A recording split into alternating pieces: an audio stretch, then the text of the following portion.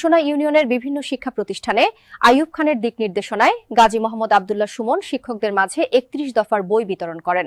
ধামসোনা ইউনিয়নের ৭ নং ওয়ার্ডে বিএনপির ভারপ্রাপ্ত চেয়ারম্যান তারেক রহমান ঘোষিত রাষ্ট্রকাঠামো মেরামতের ৩১ দফা বাস্তবায়নে শিক্ষকদের সম্পৃক্ত করার উদ্যোগ নেওয়া হয়েছে।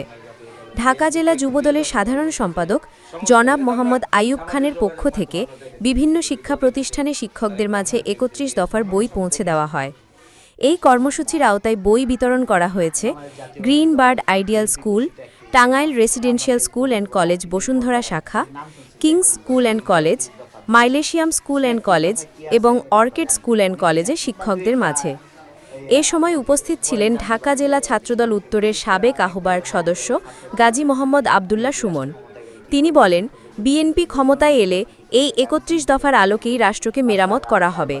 তিনি আরও বলেন, আগামী সংসদীয় আসন ঢাকা ১৯-এ মোহাম্মদ আইয়ুব খান ভাইয়ের কোনো বিকল্প নেই। আশুলিয়া প্রতিনিধি রাসেল খানের পাঠানো তথ্য ও ভিডিও চিত্রে ডেস্ক রিপোর্ট। বসে একটা ৩১ দফা একটা রাষ্ট্রকাঠামো মেরামতের ৩১ দফা একটা রূপরেখা ঘোষণা করেছে। এটা পরবর্তীতে তারেক রহমান বলেছেন, আমাদের দলের ভারপ্রাপ্ত চেয়ারম্যান, যে যদি এটাকে আরো এখানে শেষ না, মানে আরো যদি আরো কোনো পরিবর্তন করতে হয়, এটা ৩১ দফা আরো বাড়তে পারে।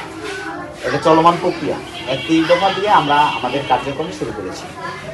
৩১ দফা আসলে আপনারা জাতির বিবেক, শিক্ষকরা জাতির বিবেক, আপনাদের কাছ থেকে পরবর্তী জেনারেশন মেসেজ পাবে, এই দেশ সম্পর্কে মেসেজ পাবে পরবর্তী জেনারেশন। এই জন্য আমরা আমাদের দলের পক্ষ থেকে সিদ্ধান্ত যে আগে আপনারা শিক্ষকদেরকে ৩১ দফা সম্পর্কে জানান, বোঝান।